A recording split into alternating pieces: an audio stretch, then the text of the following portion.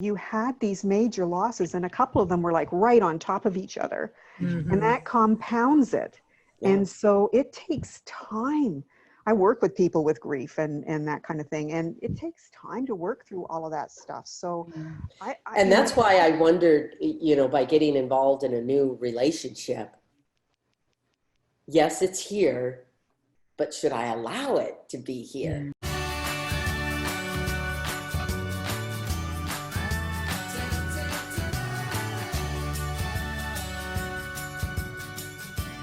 Buddy? Yeah, what I wanted to say was you had mentioned something about liberty, and I thought about the scripture in Galatians 5:13 that says, "For brethren, you have been called to liberty. Don't use the liberty for an occasion to the flesh, but by love serve one another." In that liberty, and about service, and more importantly about love. And I thought about how, okay, it's no secret what's going on with the unrest in the world. For us, that unrest started in 1619. And it's a type of thing where we feel things differently than you all who are, or others, I'll put it like that, who may be of a different hue. And one of the things that we were raised and we were friends with the King family, Martin Luther King family and the like. We helped them after Dr. King's assassination to get the Martin Luther King Center for Social Change started. But we were raised with, we know what's happening. There were things that happened to us that were really bad. My great-grandfather was lynched in Sanford, Florida. He had built a house with his own hands, and the whites in the area felt that that was too good of a house for him to have, and they wanted to take it from him without compensation. He said no. So he kept his gun around him and everything. And I'm getting back to your point, maybe in a different way, but from the standpoint of love. And so one day they caught him when he did not have his gun. They took him out. They tarred and feathered him. Now keep in mind, tarring and feathering had been almost obsolete for about 200 years, but evidently somebody had the formula. And when he came back, he walked back to the house, and he died a few days later, and they took the house. And when I was about 12, 13, we drove by the house, and the first thing I thought was, do the people there know that that house was bought with somebody's blood? And it impacted me, but it did not impact me to hate. There were a lot of things that happened. We were spit on as a child. You were called the N-word, and it was done with absolutely no sensitivity or anything of that nature. So there is many times a burden that comes out. And this is something, there's a burden that sometimes we have to bear, that in a way you might have a similar thing with being a little person in a different kind of way. And I often think about that when I'm watching you, because I remember on one episode, Zach was called the M word. So you have you, the M word, us, the N word, you know what I mean? And when you're made at that time, I'm comfortable with being the only Black in certain situations now, except if it's at a Klan meeting. But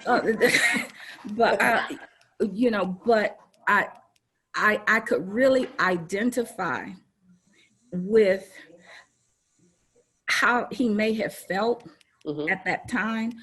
He was walking across the street in the episode, and someone had used the M word.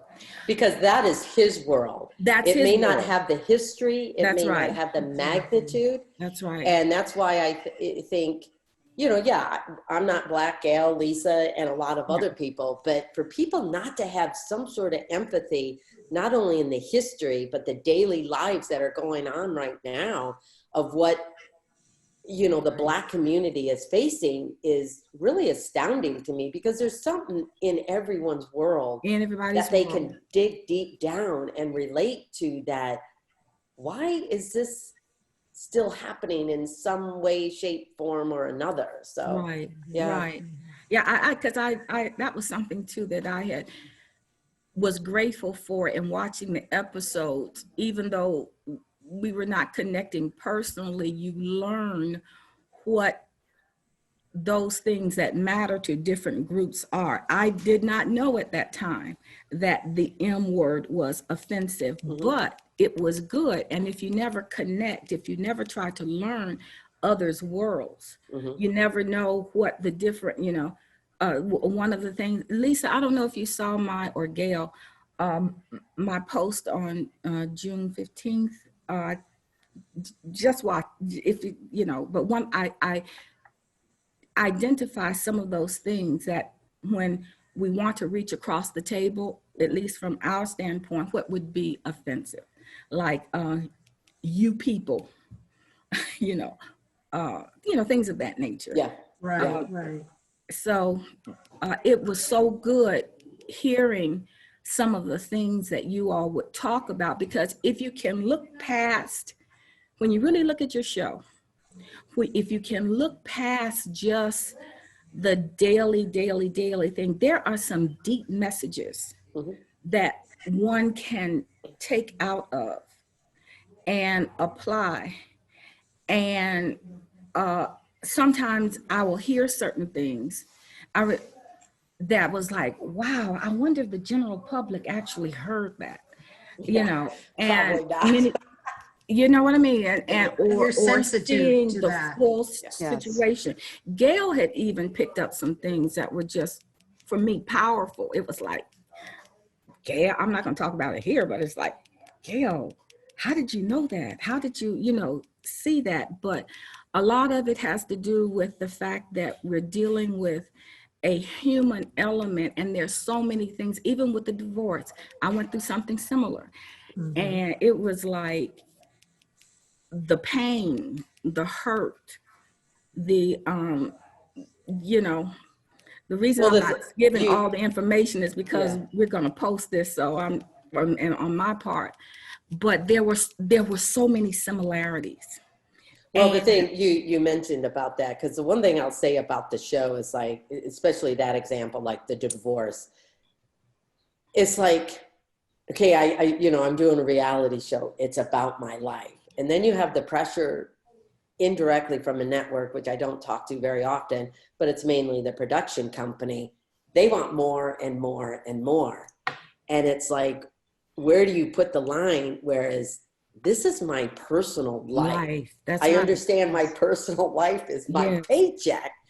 But Right. where do you draw the line where this is what you guys need to see, know, not necessarily deserve, but you don't deserve to get to know all That's of right. the other details, That's because right. you've got to hang on to something, not only for survival, but how do you get through it?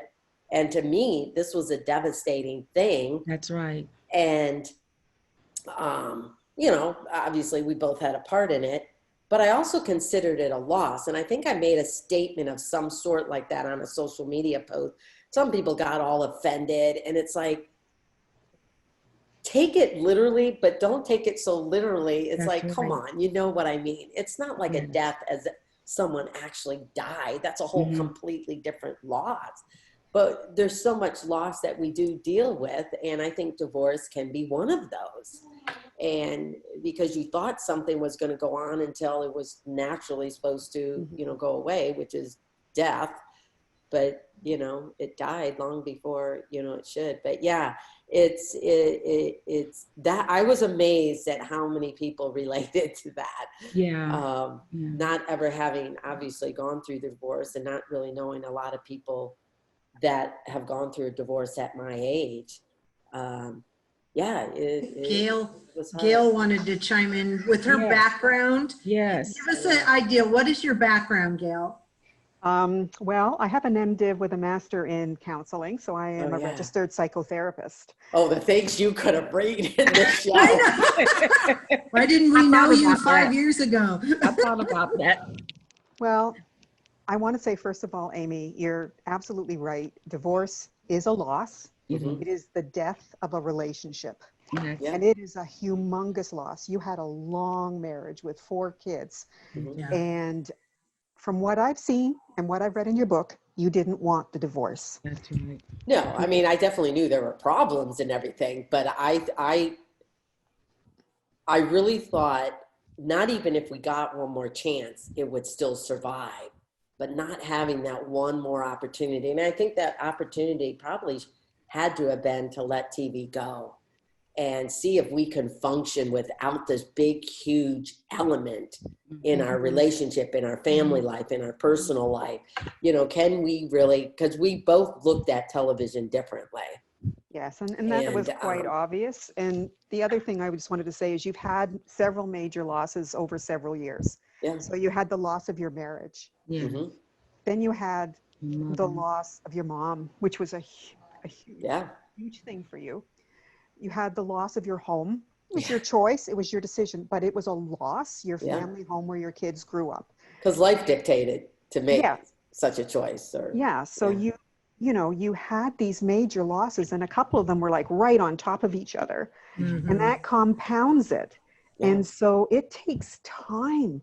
I work with people with grief and that kind of thing. And it takes time to work through all of that stuff. So And that's why I wondered, you know, by getting involved in a new relationship, yes, it's here, but should I allow it to be here?